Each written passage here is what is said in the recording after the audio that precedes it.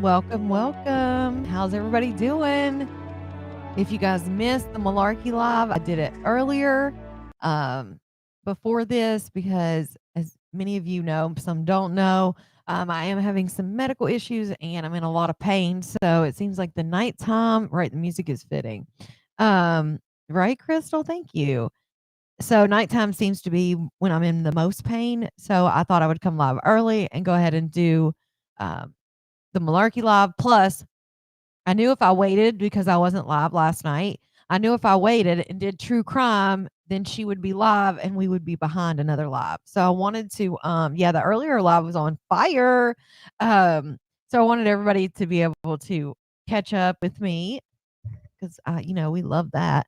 And also wanted to do true crime. Now, some of you may heard, actually, they just told me in the last live about two YouTubers who were unalived in Vegas. They were pew-pewed on the Las Vegas Strip. The suspects appeared in court today. 41-year-old Manuel Ruiz, a local YouTuber, is accused of pew-pewing and killing another YouTuber, Rodney Finley, 44, and his wife, Tanisha, 43. The shooting happened just outside the Bellagio around 10:40 p.m. on Sunday. The judge told Ruiz that he wouldn't get a chance to post bail until his next court appearance, which is Thursday. Clark County was also present but declined to comment on his next appearance. Another local YouTuber was in the courtroom and spoke with Fox 5. Marcus Wiley says he did not know the suspect or the victims, but talked about how the feud between the two built up online over the last year. He said, I think it's an addiction to social media, and I think it's a sign of mental illness. He did not have to pew pew and unalive a husband and wife. Ruiz is facing 2 charges of open murder with a deadly weapon. A video of the shooting circulated online in the moments after. Rodney Finley, who went by Finny the Legend online, was live streaming moments before he was pew-pewed. A man believed to be Ruiz can be seen approaching Finley in the video. Finley's wife is also seen confronting Ruiz before several shots rang out. He's due back in court this Thursday at 8:30 a.m. So on Thursday, since he has court Thursday, I will go over that story, and that'll be our Thursday true crime. So don't miss it. It'll be this Thursday at 9 p.m. And we'll go over the whole what was going on with them and the feud and all of those things. So that'll be Thursday's episode, guys. Plus, they go back to court Thursday. So, hey, Ann. Hey, Kels. So sad, everything that's going on, right? And then, of course, I'm sure many of you have seen the riots and what's going on in LA. I know somebody had sent me a video of like the police cars at the underpass, and everybody was like throwing stuff on the police cars. And I mean, I can't find the video again. Somebody sent it to me, but I can't find it. I was going to show it to you guys. Um, but it's awful. They said they're already trying to do some cleanup and things like that. California rioters shut down freeway 2 hours ago. So they must have shut it down again. Let me see. Hold on. Let me show y'all real quick. Hold on. Here. Protesters. I know they're gearing up for there to be protests everywhere.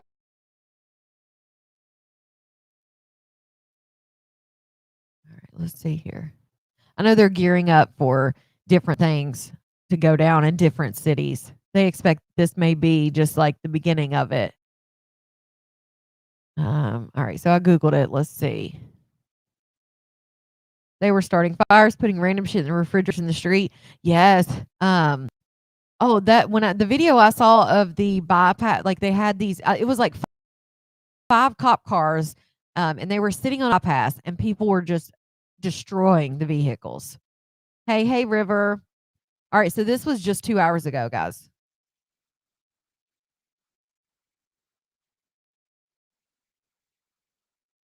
This is 4 p.m. Laura, Pacific. this is a battle really that keeps moving. Before was in front of the detention center, and now it's moved to the highway. That's the 101 there. As you mentioned, it's really a key artery for downtown LA to get to other arteries. We've seen those protesters move down and block off the southbound route. Police have been hurried there. Flag there Yeah, being he waved, sent the and they're being Marines. pushed aside. They try to block the northbound as well, but they failed. It just goes to show the police really have to defend this entire highway. This is not the first time it happened. It happened Sunday at a different spot.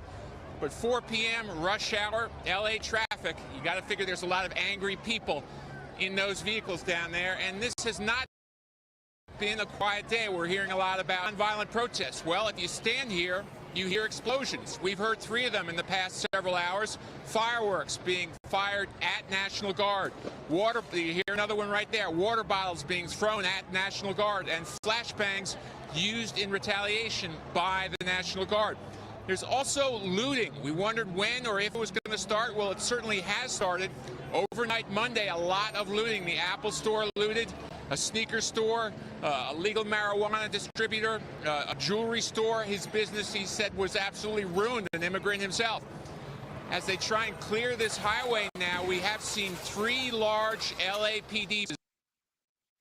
Oh shit. What the hell? My bad, y'all. Hey, hold on. So somebody asked, why are they rioting? It looks like most of this happened in response to the ICE raids and, federal immigration stuff. Also, now that Trump sent in the Marines and what's the other one? The Marines and, help me out, National Guard. Now that he sent in the Marines and National Guard, it seemed to do kind of the opposite of what they were hoping it would do, in my opinion. I think it made people more ready to do some shit. You know what I'm saying? And of course, the Apple Store gets raided because nobody can afford freaking Apple phone. Curfew now starts at 8 p.m. to 6 a.m. Yes, this is LA. Yes. In regards to ICE, yes. So yes, this is LA, right? This was at 4 o'clock Steve, Pacific time, so 7 o'clock p.m. our time, my time. Well, this Eastern. is a battle really Right, that keeps moving. Before it was in front of the detention center, and now it's look at that. down. And this has not been a quiet day. We're hearing a lot about nonviolent protests. Well, if you Marines stand here, from 29. you hear explosions. We've heard 3 of them in the past several hours. Fireworks being I fired bet at 60. National Guard. You hear another one right there. Always. Water bottles being thrown at National Guard, and flashbangs used in retaliation by the National Guard. There's also looting. We wondered when or if it was going to start. Well, it certainly has started.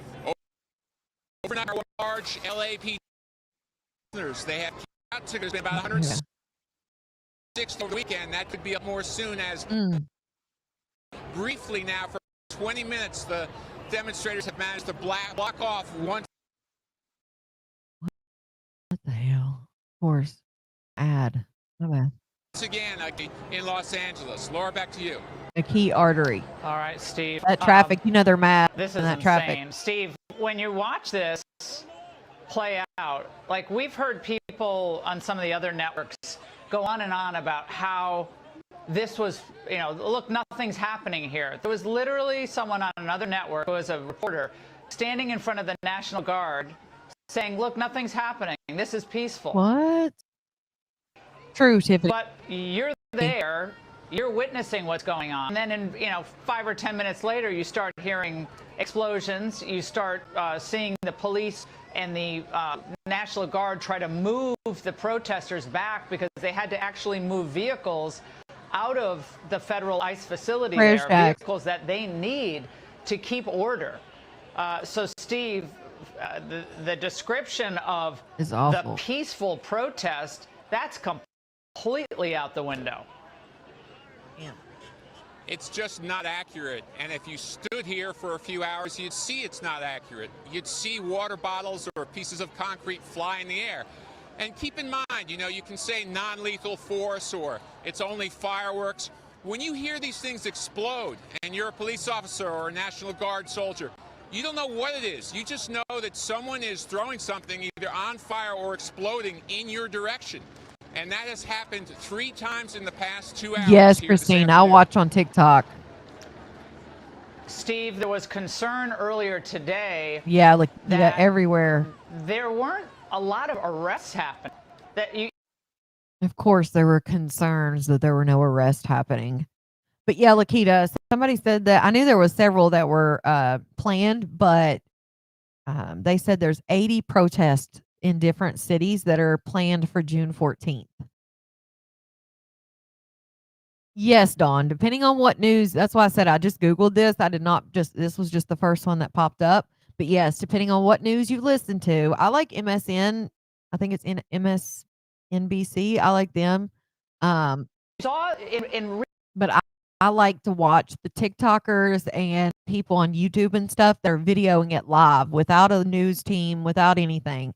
That's what I really like to watch. real time, authorities were Maybe. seeing individuals throwing projectiles at the officers, yet no arrests.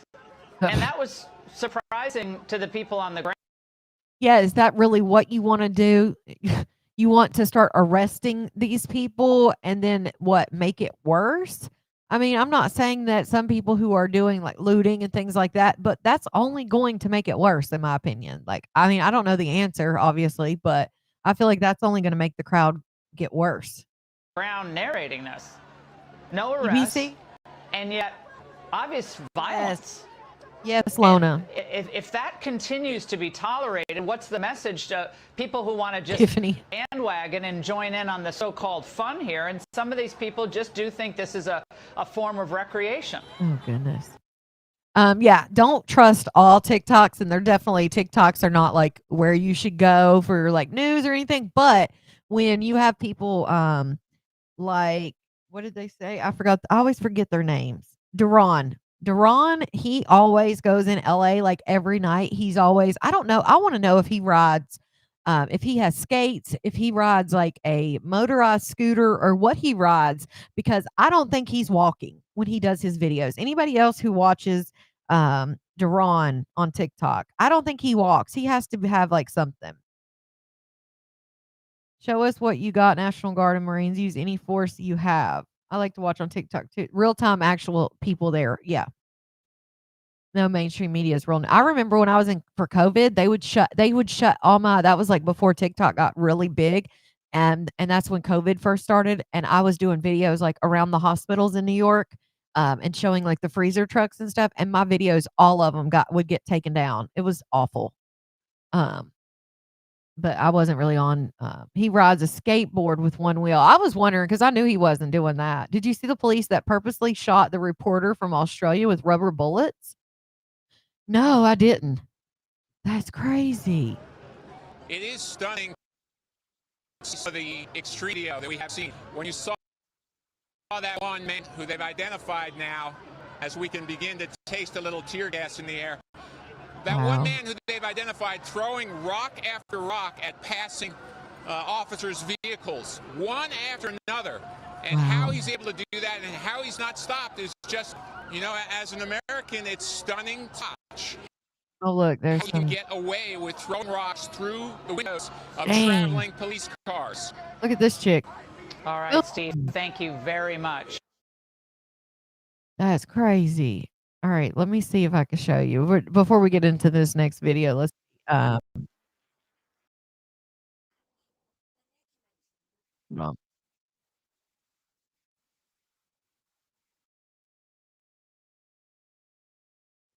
Let's see if I can find it. Oh, Jesus. The cops were hiding. Let's see what this one is. See if it's a video real quick. Anyway, here's a video. This one doesn't have a video or whatever. The Cali riots.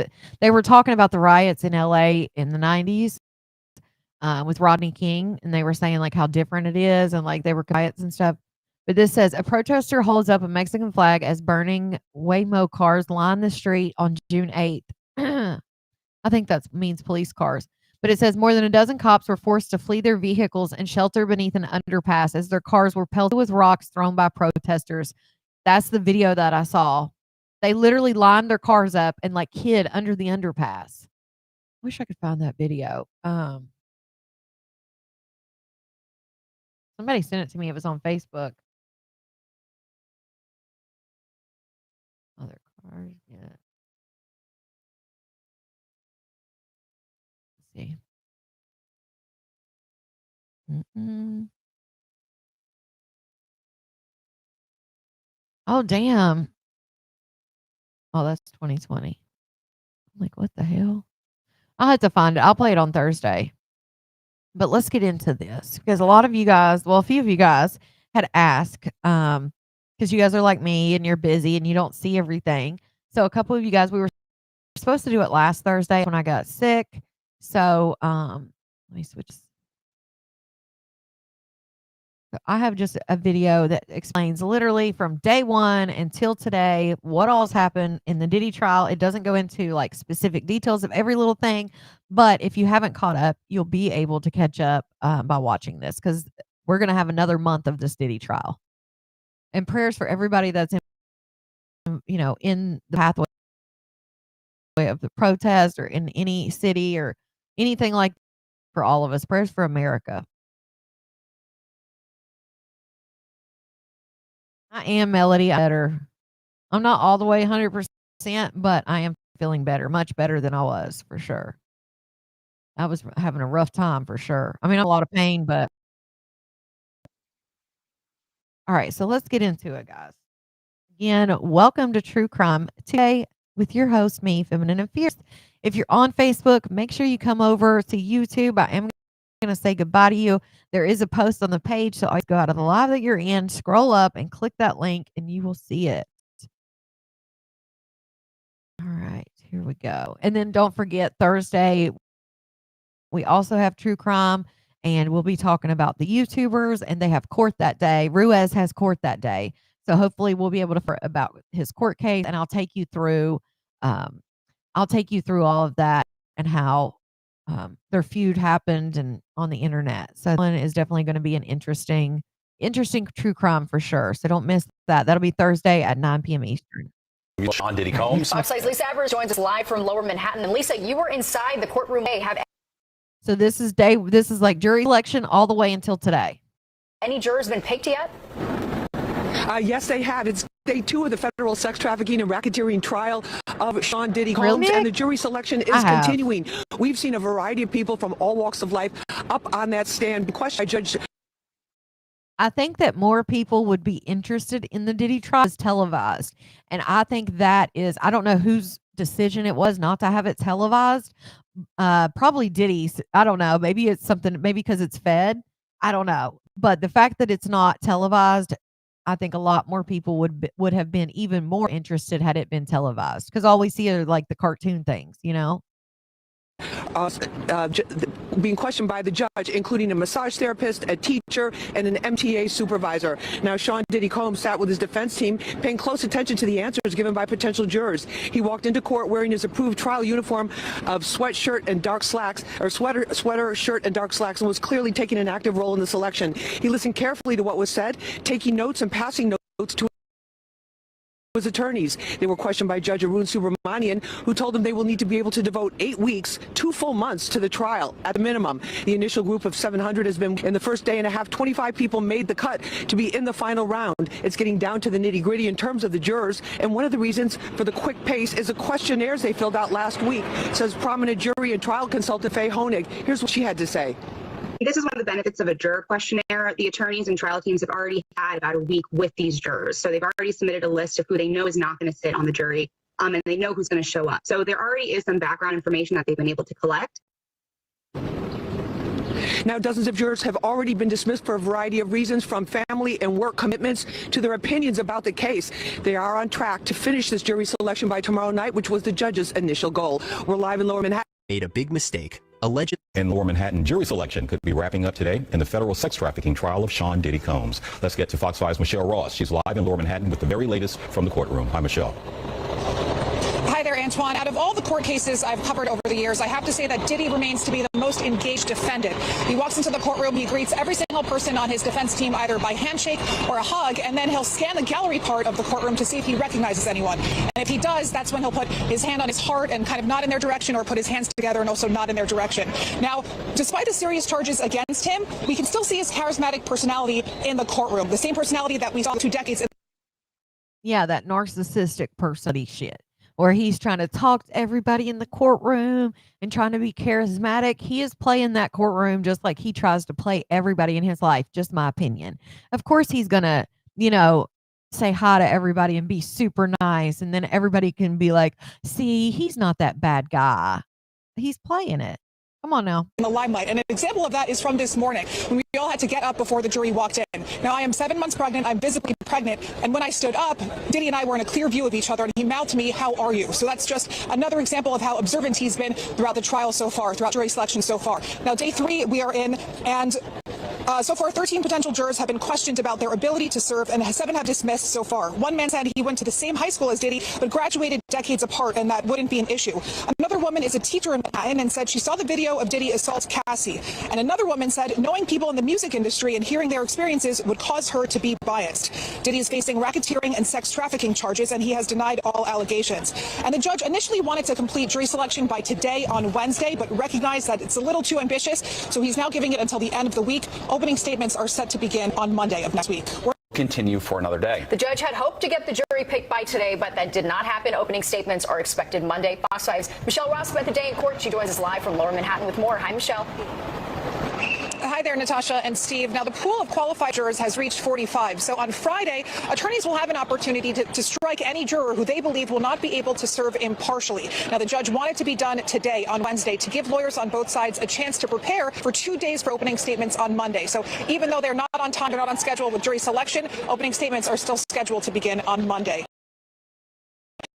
Now, part of the jury pool today of Diddy assaulting Cassie in a Los Angeles hotel.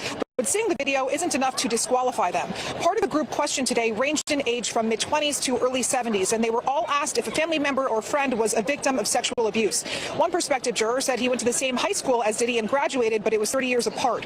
Now, prosecutors will get 6 strikes, and the defense will get 10. As far as witnesses, the press testify relatively quickly, and the third will take up the remainder of the week. So it'll be interesting to see who that person is, who that witness is. Now, there's also a moment of comic relief during questioning. One of the potential jurors was asked about where he worked. He said MDC Brooklyn, which is the jail, the prison that Diddy is being held. Now, this is obviously a conflict of interest, and he was almost immediately dismissed. But before he was dismissed, both lawyers, if they had any questions for him, and Mark Ignifilo, who is the defense attorney for it, yes, can we get extended visiting hours? Now, this got a chuckle out of the courtroom, which can be an often drawn out and, quite frankly, boring process. So on Friday, court will resume with the juror strikeout process, and then on Monday, we'll be opening statements. The sex trafficking trial of Sean Diddy Combs testimony now underway after both sides delivered their opening statements. And today, jurors heard from a male escort who talked about his relationship with Diddy and his girlfriend. Fox 5's Lisa Evers was inside the courtroom today. She's live in Lower Manhattan with more on today's proceedings. Lisa, what's the latest? Well, Natasha and Bianca, a big day here in federal court in the Sean Diddy Combs trial. It's the start of week 2. Things really kicked up into high gear. There were opening statements. A jury was impaneled. There was even explosive testimony from one witness. Now, the mother of Sean Diddy Combs and his kids left court today after a very rough day. They showed up to support him as his trial kicked into high gear, but some of the testimony was so disturbing that his 3 daughters walked out of the courtroom. Male strip show. Yeah, and the daughters, I don't like, it seems to be mostly the sons that are showing up. And I'm sure that has something to do with what they're hearing in the courtroom. Manager Daniel Phillip took the stand and testified that he was booked by Cassie Ventura to dance at what he thought was a bachelorette party, but it turned out to be Diddy Combs in a hotel suite at the Gramercy Park Hotel. Phillip testified that he was paid several $1,000s to have baby oil massages and sex with Ventura while Combs watched from a corner and then pleasured himself. He said that was the first of many sex encounters in Manhattan at their residences and also at other hotels. Now, the first witness that spoke, that testified and got on the stand, was a security guard at the hotel where Cassie Ventura was beaten in that horrific video saw in Los Angeles in 2016. Now, he testified that he shielded her from Combs because Combs did not want her to leave the hotel after the attack, but he says he shielded her, helped her go back to the room, get her bag and her phone, and get her out of there. So a lot happened today, a lot more expected tomorrow, and we're also expecting to hear from Cassie Ventura on the witness stand sometime this week, probably sooner rather than later. That's Lisa Evers, Fox 5 News. Well, dramatic day of testimony inside federal court in Lower Manhattan as Cassie, Sean Diddy Combs' ex-girlfriend, took the stand. The R&B singer candidly discussing the disturbing allegations leveled against the music mogul, including the freak-offs. Fox 8's Teresa Real, a star witness, had to say, Teresa. Yeah, it's really shocking to hear that this is the first time we're actually hearing publicly from Cassie Ventura. She hasn't made any sort of public comment about her relationship with Sean Diddy Combs. This all comes after that bombshell 8-figure settlement in her civil case. But her story is what began this entire ordeal, and today she told it in open court. Much of Cassie's emotional testimony focusing on those freak-offs. She said, quote, the FOs became a job where there was no space to do anything else but to recover and try to feel normal again. Much has been made about these drug-fueled sex marathons with escorts or sex workers in homes and hotels around the world. Sometimes they lasted 36 to 72 hours. Cassie told the jury today Combs dictated every aspect of these encounters. It was his fantasy, and he was controlling the entire situation. She said he was directing it. A large component of these freak-offs were drugs, and she testified, for me, it was disassociative and numbing. I couldn't imagine doing any of that without any sort of buffer. A buffer while she said she was heavily objectified by men. She told the court she met Diddy when she was 19 years old. He promised her a record deal and a career. Soon after meeting him, he kissed her, and then they had sex. He eventually introduced her to those freak-offs, which he recorded, and she said he used as a form of blackmail. She also testified that the freak-offs and other aspects of their relationship weren't without physical abuse. Quote, he would smash me in the head, knock me over, drag me, kick me, stomp me in the head if I was down. When asked how often she was abused by Diddy, she said, quote, too frequently. The defense, has embraced what they needed to embrace. And as a lawyer, you say you admit what you can't deny and you deny what you can't admit. And all of this at the end of the day is not whether or not he was a domestic abuser or a good person or engaged in this type of sexual behavior. That's not sex trafficking, and that doesn't make him a racketeer. And so really focus on, and that's where the prosecution's challenge is going to be, because right now we've heard a lot of inflammatory testimony, absolutely. But again, that doesn't amount to sex trafficking under federal law. The bottom line, Cassie says she didn't want to upset Diddy because she loved him. She's expected to continue her testimony tomorrow. We do want to begin tonight with Cassie Ventura back on the witness stand in the Diddy trial. The R&B singer testifying in graphic detail about the physical and sexual abuse she says she was subjected to at the hands of her ex-boyfriend, Sean Diddy Combs. All this as prosecutors showed still images from the videos of encounters Diddy allegedly referred to as freak-offs. Fox 8's Richard Jacobus is here now with more on the dramatic testimony from Cassie's second day on the stand. Natasha, Steve, once again, it was a dramatic day in court. Cassie Ventura broke down and cried on the stand. The R&B singer said at one point during rehab and trauma therapy, she didn't want to be alive anymore because she could not. Today was Ventura's admission that she settled with Sean Diddy Combs for $20 million in a 2023 lawsuit that the accused hip-hop mogul of raping and physically abusing Ventura for decades. Ventura saying, I wanted to be compensated for the time and the pain and the many, many years of having to try to fix my life. She says she testified against Combs to do the right thing, and so she no longer has to carry the shame and the guilt. Ventura's attorney saying outside court tonight that today was a powerful one in court.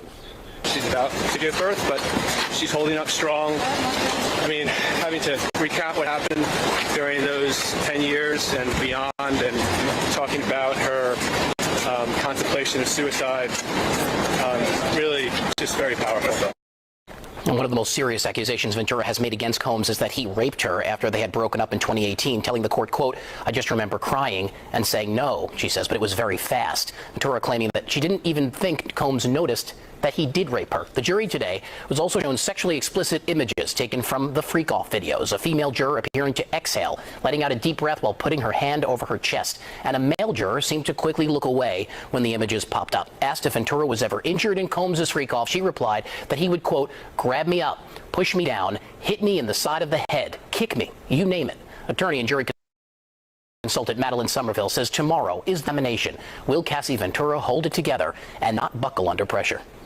If I'm prepping her for tomorrow, I would say don't let them yes, rile you Lona. up, because they have a couple different angles that they can go with the defense, right? They can say that she was jealous. They can say that she was, this was consensual, that she was essentially willing to subject herself to this for a lavish lifestyle. But the more they push that with her, the worse they're going to look. Yeah. Ventura also recalled today that one of Sean Combs' security guards cried when he saw her following a beating from Combs in 2015. She testified that Combs then instructed her to hide her black eyes and not her forehead from his son by applying more makeup. So he cried for her, but didn't do shit. There's so many people, and that shows you what money can do. That shows you what power, money, fame. People will let others get completely abused for some money or whatever. I mean, the guy that he paid the one guy at the hotel $100,000 for the video of him beating the shit out of Cassie. Like, that guy took that $100,000 and ran with that shit. Now to an explosive day of testimony in the sex crime. Diddy Combs star witness Cassie Ventura is questioned by the defense, who tried to portray her as a willing participant in the freak-offs. And Fox 5's Lisa Evers is live in Lower Manhattan. And after spending the day in the courtroom, Lisa is bringing us up to speed. Lisa. Yes, well, Natasha and Bianca, the court session here ended just a short time ago. That is later than usual. That's because they're trying to wrap up this testimony with Cassie Ventura, the cross-examination of her, within 2 days. Now, just a short time ago, take a look at this video. We saw Sean Combs' sons leaving the court, getting into the black Sprinter that takes them to and from the trial. Combs' 3 daughters were not in court with them today. They were missing yesterday as well. Just moments ago, we caught up with Cassie's attorney, Douglas Wigdor. Here's what he had to say. There's no credibility issues with her.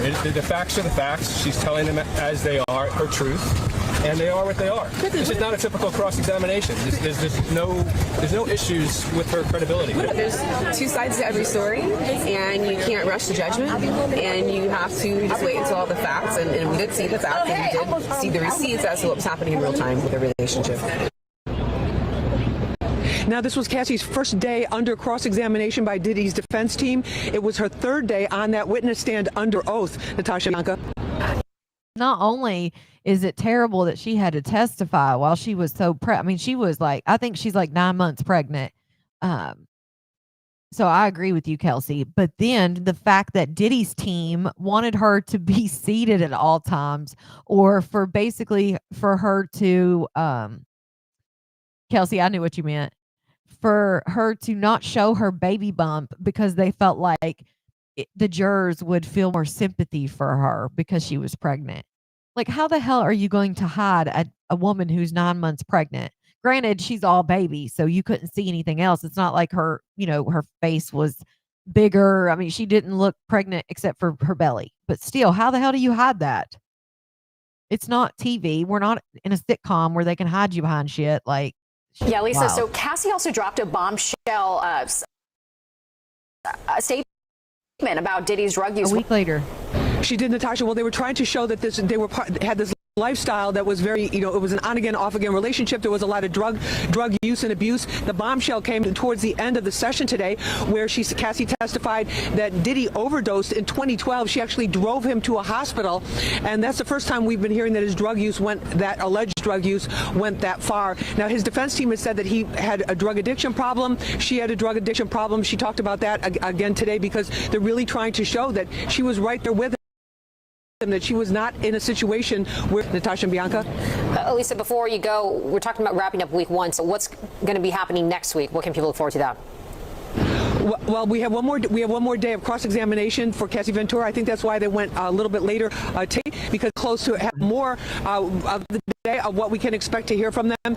More testimony about Cassie that were explicitly liked a little bit. The $8 million settlement she received out of all 4 days that she was on the stand came during questioning about the $20 million settlement she received out of that civil lawsuit against Sean Diddy. Defense tried to imply that money was tight for her at the time, and asked her if the reason why she canceled her scheduled tour overseas was because she now had millions of dollars. She was crying on the stand, saying, "I'd give that money back if I never had to have freak-offs. If I never had to have freak-offs, I would have had agency and autonomy, and I wouldn't have had to work so hard to get it back." Her husband left the courthouse after sitting through testimony nearly all week, listening to his wife detail all the alleged sexual abuse she endured over 11 years. An audio recording was also played in court of her confronting someone named Sujit, who said they had video on their phone of Cassie pleasuring herself and having sex with someone who wasn't Diddy. More texts between Diddy and Cassie were shown of Cassie showing enthusiasm for the freak-offs, not something she said she wanted to do, but did it to please Diddy as her career took a backseat, saying it became like another job, setting up the freak-offs, preparing for them, and recovering from them. Cassie also testified that she went to rehab for opiate addiction and still takes medication for it. One of Cassie's lawyers spoke out after she wrapped testimony. Everything that she's gone through in the 10 years or so with Sean Combs, her drug addiction and her recovery, to be able to come into this courtroom and testify for the last week on these very graphic subjects is a true testament to her character. Alex Fine released this statement in part saying, "I did not save Cassie, as some have said. To say that is an insult. Years of painful work my wife has done to Cassie saves Cassie. She alone broke free from abuse, coercion, violence, and threats. She did the work of fighting the demons that only a demon himself could have done to her. All I have done is love her, and as she has loved me. And Cassie also, in part, releasing this statement this week has been extremely challenging, but also remarkably empowering and healing for me. I hope that my testimony has given strength and a voice to other survivors and can help others who have suffered to speak up. And also, Cassie also revealed that she received $10 million from another settlement involving Intercontinental, the hotel where she was captured on TV. On surveillance video, rather, being beat and dragged and kicked. Her lawyer, she adds that she's asking for privacy at this time as she prepares for the end of her pregnancy and her growing family. More explosive testimony in the sex trafficking trial against Sean Diddy Combs. Singer Dawn Richard testified, telling jurors that Diddy threatened to kill her. Fox 5's Lisa Everett inside of the courtroom and is live in Lower Manhattan with the very latest on all of this. Lisa. Well, Natasha and Bianca, the third week of the trial kicked off. They picked up right where they left off on Friday with this striking and stunning testimony from two women who said that they had direct knowledge of Diddy's physical violence and physical abuse. Plus, we have new photos of evidence. Evidence photos were released today last September on Diddy's Manhattan hotel room. A Louis Vuitton bag, nicknamed the Med Bag because it contained drugs, baby oil, and baby oil bottles were. These pictures were crazy, but so she got a total of 30 million. She got 20 million from Diddy, and she got 10 million from the Intercontinental Hotel where she was seen on television being drugged down the hallway. So she got a total of 30 million. Amazing husband for sure. But she said all the money in the world, she said she would give up all the money to never have to go through that. And she says, you know, it did become like a job because my career, I didn't have a career because they were spending, 72 hours in a freak off. And then she would have to recover from that because how do you think they were up for 72 hours at a time? They were doing rugs. You know what I'm saying? So therefore, it probably took her a couple days to recover, and then it was time to do another freak off. Hey, Linda. It's just wild. But look at these pictures. I just he had a medicine bag because it was a medicine bag because it held the drugs. But it was all consensual. Evidence photos were released today from the Fed raid last September on Diddy's Manhattan hotel room. A Louis Vuitton bag, nicknamed the Med Bag because it contained drugs, baby oil, and baby oil bottles were scattered throughout the room, even in the bathroom. There were pills and pink powder that a federal agent testified was made up of illegal drugs. Former Diddy Dirty Money singer Dawn Richard was back on the stand with the defense trying to poke holes in her testimony, but she stuck to her story and said she personally witnessed Diddy beating up Cassie multiple times and that he warned her if she told anyone bad things could her, the people who talk go missing. Also on the stand was Cassie's ex-best friend of 17 years, Carrie Morgan, who said Diddy beat her with a wooden hanger and gave her a concussion when he stormed into Cassie's home in 2018. Morgan says a month later, Cassie met her at a pizzeria in West Hollywood and said she had $30,000 for her if she would sign an NDA. Carrie Morgan testified she took the money and they never spoke again. Now the day finished off with Diddy's one of his many former personal assistants, David James, who testified that he was on call basically 24/7 to fulfill Diddy's needs both professionally and personally in terms of helping him to run these businesses as well as handle personal social engagements. He said that twice that he was subpoenaed and that was the reason that he was there in court today. We're live in Lower Manhattan outside federal court. I'm Lisa Everett, Fox 5 News. And more dramatic testimony at the Sean Diddy Combs trial. Prosecutors calling Cassie Ventura's mother to the stand to help corroborate her daughter's testimony from last week. Regina Ventura testified an angry Sean Diddy Combs demanded she pay him $20,000 or he would release explicit sex tapes of her daughter. She says Combs was upset Cassie had started dating someone else. Ventura said she tapped a home equity loan to pay Combs because she was scared for her daughter's safety. Days later, she said that the money was returned and Cassie was soon dating Combs again. During her testimony, the jury viewed photos of bruises on Cassie's body that Ventura testified were taken when her daughter came home for Christmas in 2011. Jeremy Salan is a criminal defense lawyer not connected to the case. She corroborated her daughter about the extortion. There's photos of injuries. There's a $20,000 that she had to pay back Sean Combs. Prosecutors also calling a male escort and exotic dancer known as the Punisher to the stand. His real name is Sheree Hayes. He testified he was hired to create erotic scenes with Cassie while a naked man watched from the corner. He did not realize at first that the man was watching, he says, was Combs. The big take home here was that there's no evidence of, other than Sean Combs being sort of the puppeteer, that he was doing this by force or coercion from this particular witness. Combs has pleaded not guilty to the sex trafficking and racketeering charges against him. If convicted, he could face 15 years to life in prison. A-listers expected to take the stand. Rapper Kid Cudi will testify for the prosecution of the sex trafficking trial of Sean Diddy Combs. And Fox 5's Michelle Ross joins us live from Lower Manhattan with more on today's hearing. Michelle. Bianca, Natasha, taking up most of today's testimony was Dr. Dawn Hughes. She's a board-certified clinical and forensic psychologist, and she testified on why people stay in abusive relationships. Now, she also revealed how much money she makes. She's paid $600 an hour for her work and $6,000 per day of testimony. She testified in other high-profile cases like the defamation trial with Amber Heard and Johnny Depp, singer R. Kelly, and NXIVM founder Keith Raniere. Today, she dug into 4 main topics: why people stay in these types of relationships, how they cope, how and when they reveal what happened to them, and memory. She explained that abusive relationships do have love, and trauma bonding can make it harder to leave, and taking illegal substances can numb the pain of it all. The last witness to take the stand was George Kaplan, a former assistant to Sean Combs, who says one of his responsibilities was to set up Diddy's hotel rooms. The first time he unpacked Diddy's bag, he found baby oil, Astroglide, candles, and liquor. The other times, he'd buy the items on his corporate card. He also had to make sure that the rooms were in polished shape before checkout to protect Diddy's image, and often threw out baby oil bottles and once threw out a powdery crystal substance. And he said he was instructed by Diddy to pick up drugs 2 times. Both times he testified that Diddy gave him cash to pay for it and gave him a number to call someone to pick it up.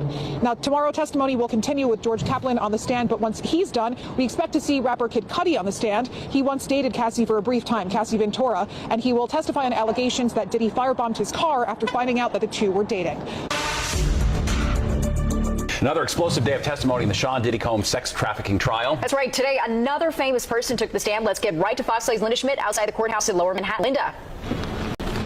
Yeah, first of all, good evening to both of you. And the famous person you're talking about testifying today is rapper Kid Cudi. Now, he testified that he had met with Sean Combs after Combs threatened to blow up his car, and then his Porsche was in fact firebombed, apparently by a Molotov cocktail. Go ahead, take a look at this video here, because this is Kid Cudi arriving at federal court here in Lower Manhattan earlier today. He is the one wearing the black leather jacket and is smoking a cigarette. Now, he testified about his brief relationship with Combs' ex-girlfriend Cassie back in 2011 after she and Combs had broken up. Cassie has already testified that Combs flew into a jealous rage and threatened to blow up Cudi's car. Now, here are some of the pictures of the blown up Porsche. A makeup artist for A-list celebrities also testified in court today. She said that Cassie was like a little sister to her. She testified that back in 2010, during the Grammy Awards weekend, she saw an angry Combs barge into a hotel suite at the Beverly Hills Cassie's bedroom. She heard them screaming, she said. Combs then left, and she saw Cassie, quote, she had a swollen eye, a busted lip, and knots on her head. The makeup artist then goes on to say, to explain why they did not call the police or go to the hospital, saying that Cassie did not want to do that, and that, quote, I was afraid of Sean. I feared for my life. And then there was another witness today, the general manager of the luxury hotel L'Ermitage in Beverly Hills, where Combs would often stay and have his freak-off sex session. The hotel's logs included a note about him saying, quote, always spills candle wax on everything and uses excessive amounts of oil. Room out of order upon departure for deep cleaning. Now you imagine that. The guy gives his there was literally a note in their hotel or motel logs that literally, it was like a housekeeping note basically, and says he frequently spills candle wax and uses lots of oil. Please make sure that it's put for deep cleaning. No wonder the assistant or security guard or whoever had to clean the room before they left. Can you imagine? Somebody else said, can you imagine all of that baby oil down the pipes and stuff? Or just baby oil, like you've got maybe more, sometimes more than 3 adults, completely babied up.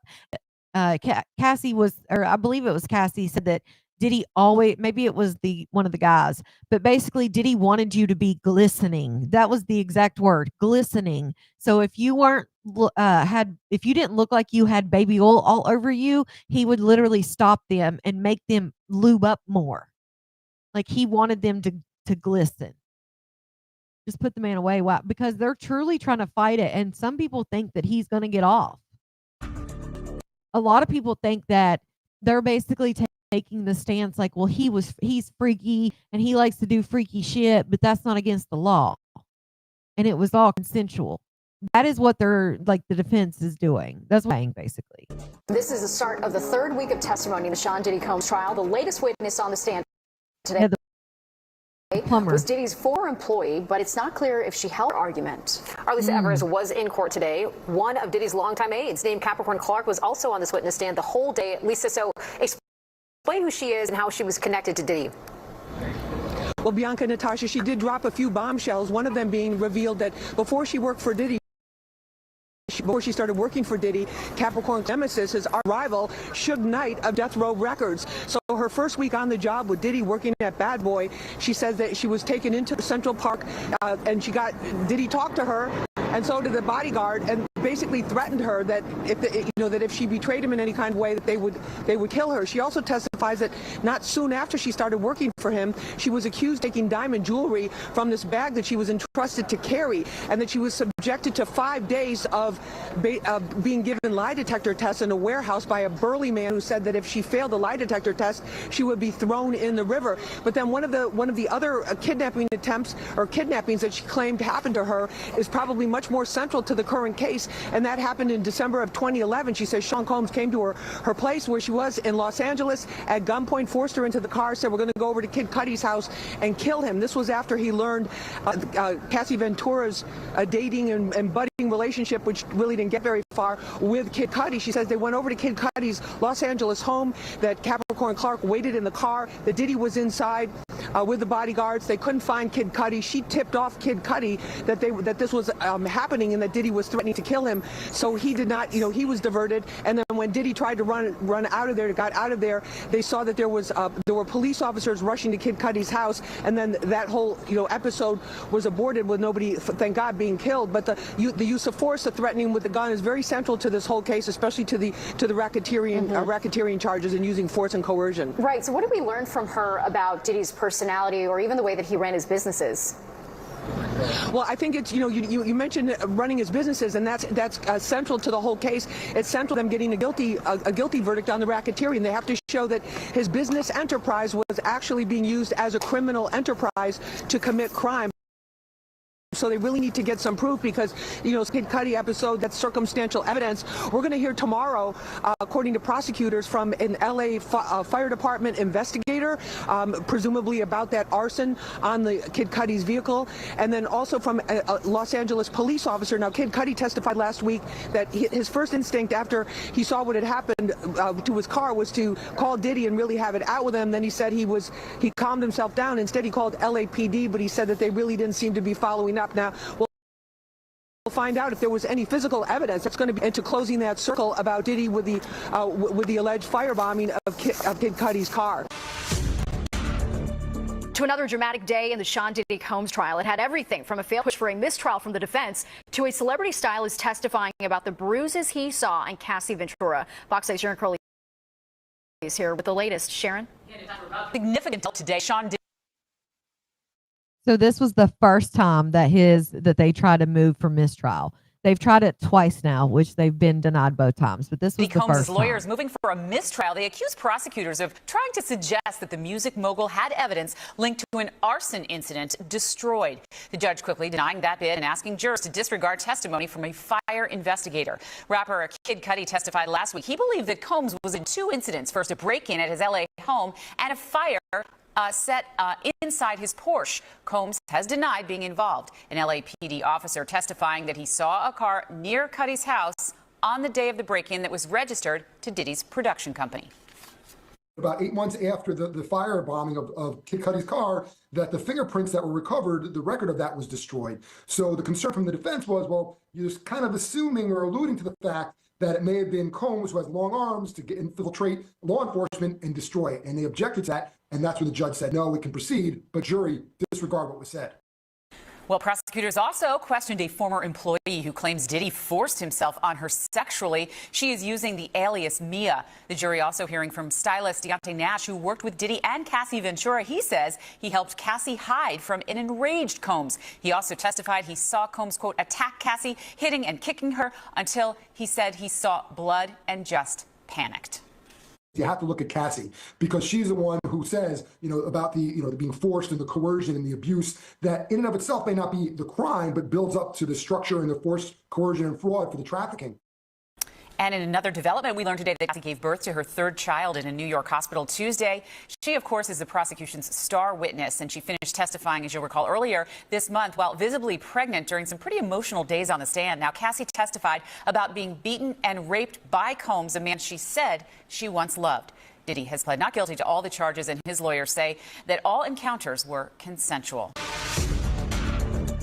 Well, it was another day of emotional testimony at the Sean Diddy Combs trial. A former assistant identified only as Mia told jurors harrowing details about her time working for Combs, including claims of sexual assault. Fox 8's Lisa Evers joins us now from Lower Manhattan. Lisa, tell us more about what Mia had to say. Well, Natasha and Bianca, very disturbing testimony by this ex-assistant of Diddy. She worked for him for a little bit over a decade, identified by the, by the name Mia in court, a pseudonym that she's using for her own security and privacy. Now, what she testified was to being a witness to more abuse by Diddy, more abuse of Cassie from Diddy, and also talking about what happened to her specifically, which was multiple times of sexual assaults by Diddy. She talked about one incident in particular where she was living in his house because he liked his assistants as in the house with him 24/7. She was in a bedroom. He told her that was her bedroom.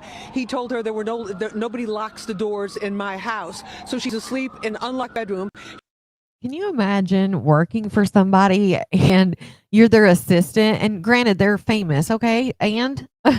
But they're famous and they want you to live with them. Now, she's probably doesn't have a husband, doesn't have kids, things like that. So it probably works for her. It's probably a beautiful home.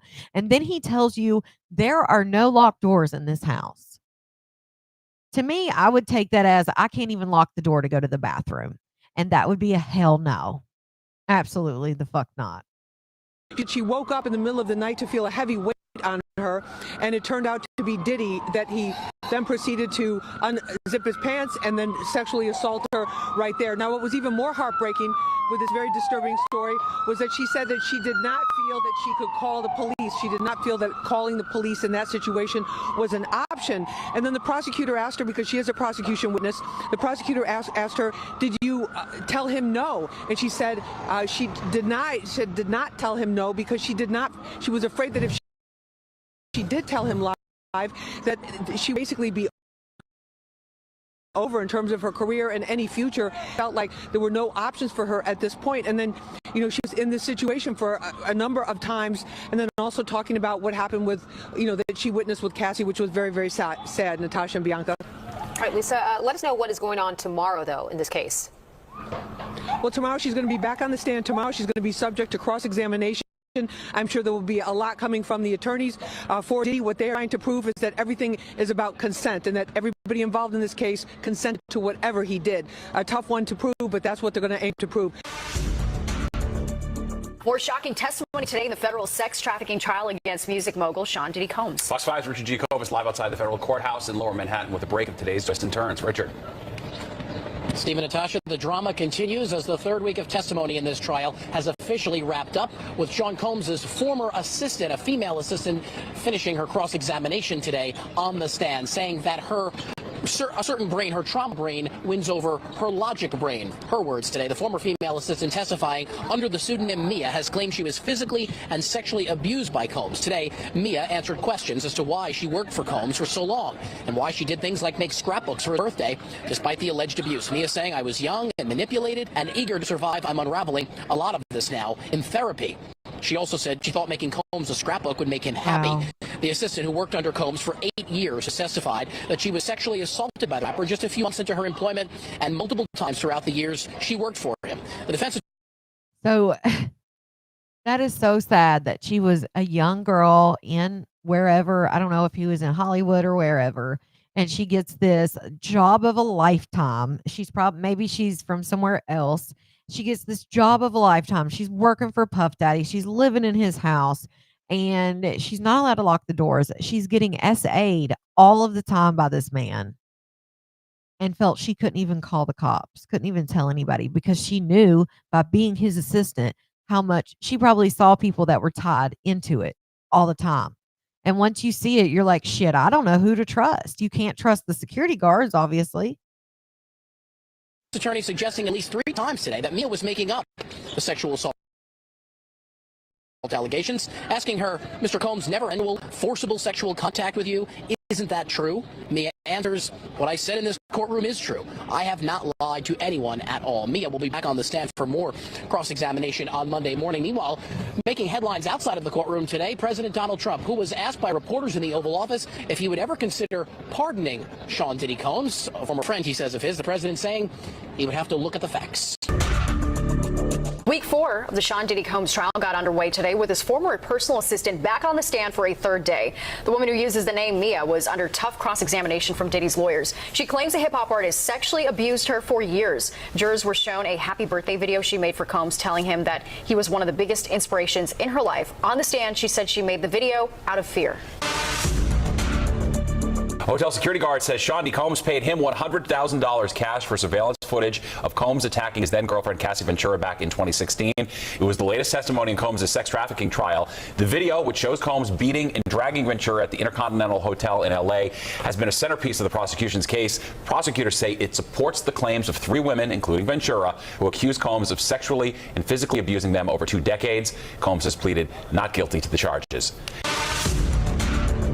And bombshell testimony from the friend of Cassie Ventura in the sex crimes trial of Sean Diddy Combs. Brianna Bungolan admitted on stand that she was also Ventura's drug dealer. She claims Diddy dangled her over a 17th floor balcony, saying that she still has nightmares from that incident. She has filed a $10 million lawsuit against Diddy. Also on the stand today, video forensic and analyst Frank Piazza. He verified that the hotel beating video of Cassie Ventura has not been altered.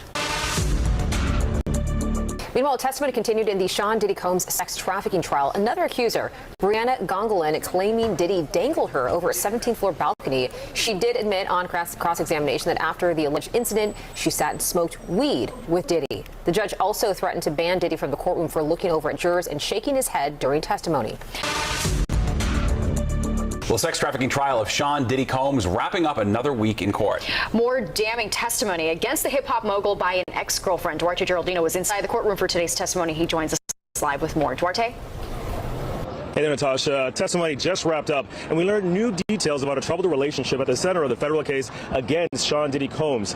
Now, a woman known only as Jane took the stand for most of the day, and she testified about hotel encounters with Diddy and male prostitutes that he allegedly orchestrated. And all these salacious details were being shared right in front of Diddy's mom, who was in the courtroom, surrounded by his supporters. Now, this woman also claims that she was in a 2-year-long relationship with Diddy, and in the courtroom, Combs sat quietly as she described dozens of sexual encounters. She says he scripted and recorded with his iPhone. She claims male escorts were flown in from across the country and abroad to perform what she described as pornographic shows for Combs. And over time, she said her body and mind began to give out. She testified about injuries to her body, infections, genital injuries as well. Meanwhile, she watched Combs publicly romance other women on social media and at parties, and she described herself being jealous times while she was confined to hotel rooms. Now, after a trip to Turks and Caicos turned into another group sex night, Jane says that she wanted to step away from Diddy. Instead, she testified that they agreed to what they both called a love contract. Combs offered to pay her $10,000 a month to stay in his life, and she used that to rent a home for her and her child.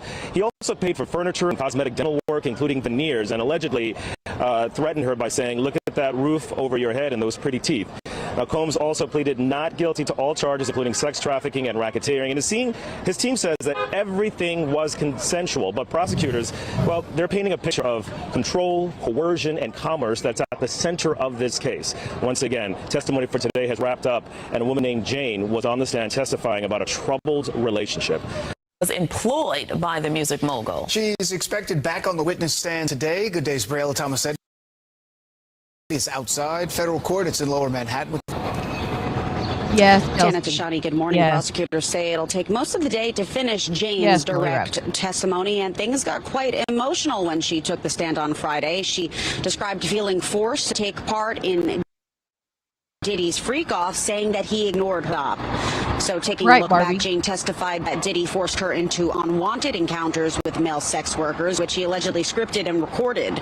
She claimed escorts were flown in from across the country and abroad to perform what she called live pornographic shows. Over time, she said her body and mind began to give out, citing and extreme exhaustion.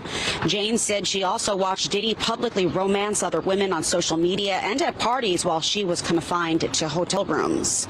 Prosecutors released audio recordings of voice notes that Diddy sent to her via text, including one following a 2023 argument in which he threatened to, quote, disappear on her. And you can spat, we can have whatever. Then after that, you better get on your job. That's really that's because you got me on my job. Jane said her job was taking care of Diddy and making sure he was happy, while his job was taking care of her financially. She testified about agreeing to a love contract in which Diddy paid her $10,000 a month to stay in his life. Jane, a single mother, said she used the money to pay rent, buy furniture, and get veneers. At one point, the jury was shown one of Jane's iPhone notes, repeatedly calling Diddy a liar. Prosecutors insisted that it bolstered her testimony, but Diddy's lawyers, on the other hand, argued that the only lies Jane referred to were ones about the other women Diddy had been seeing. Diddy's lawyers have tried to cast doubt on the credibility of the prosecution's witnesses, arguing that Diddy had a bad temper and could be violent, but adding that his sexual habits were all part of a consensual swingers lifestyle. They also moved for a mistrial, by the way, over the weekend, their second such request in 2 weeks. Prosecutors expected to respond before court begins this morning. Outside federal court, Lisa, what happened with the case today? Well, Stephen, Natasha, a lot. This tangled web of sex, money, drugs, and physical abuse in this case just got more complicated. The witness known as Jane was back on the stand again today, admitting get that worse Combs and worse. is the one who is paying for her lawyer, who is helping her throughout her testimony on this case, and also admitting that she is the one who started the knockdown, dragged out physical brawl over jealousy. Now, Combs' sons were at court and showed up early this morning to support their dad, as they had been throughout this trial. They're among the very few family members and a handful of old friends who sit on the Diddy side of the courtroom, which often has empty seats. Today, Combs sat at times with his glasses on, looking at his lawyer's computer screen, or with his hands folded in his lap, listening as his ex-girlfriend for hire, using the pseudonym Jane, testified how she was fed up with the freak-offs they called hotel nights. She described how Combs love-bombed her on her birthday with a five-course dinner, alcohol, flowers, and gifts, only to have it end with her being high on ecstasy and having sex with one of their regular male entertainers. Another freak-off. To gain her financial independence from Combs, who to this day is still paying her $10,000 a month rent. She started on only. He is still, to this day, even as she sits and testifies against him, to this day, he's paying $10,000 a month for her. So I wonder how that what that conversation is, or how that works, because she's testifying against him, but he's still paying you 10 grand a month because they have that love contract. OnlyFans, an online subscription and pay-per-view site popular with adult film stars and video stars. She'll testify that Combs is paying for the attorney who's been advising her throughout this case. Just a short time ago, she said that she saw Combs in June of 2024 when he came to her house for what she thought was a date night. She testified she got jealous, thinking he was with another woman, marble counter, then started throwing candles that his Combs assistants had set up all around the house. When it escalated, she locked herself into a bedroom, but says Combs kicked down the door, kicked it right off the hinges. She managed to hide outside in the yard, but testified Combs found her about 2 hours later. She says she punched him, and then says he punched her, kicked her, and dragged her by her arm and hair into the house. Now, after the fight, she says that she took Combs' phone and called the woman that she thought he was with on a recent trip, putting that woman on speakerphone, and the insults at her. Just a really crazy story, and it's just getting more complicated. That's the latest here from federal court.